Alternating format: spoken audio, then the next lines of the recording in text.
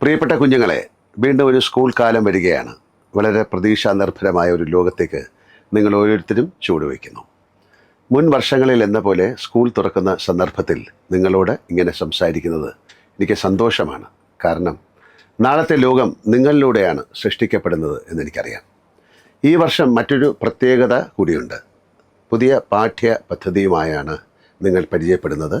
കേരള സിലബസിൽ കലാപഠനത്തിൻ്റെ ഭാഗമായി സിനിമയും പാഠ്യ വിഷയമാക്കിയിട്ടുണ്ട് എന്ന് ഞാൻ മനസ്സിലാക്കുന്നു. അതിന് പ്രത്യേക പാഠപുസ്തകം തന്നെ തയ്യാറാക്കിയിട്ടുണ്ട്. നമ്മുടെ പ്രിയപ്പെട്ട ബഹുമാന്യനായ വിദ്യാഭ്യാസ മന്ത്രിയെ ഇക്കാര്യത്തിൽ അഭിനന്ദിക്കാൻ ഞാൻ ആഗ്രഹിക്കുകയാണ്. കലാപഠന പദ്ധതിക്ക് പ്രത്യേക ആശംസകളും.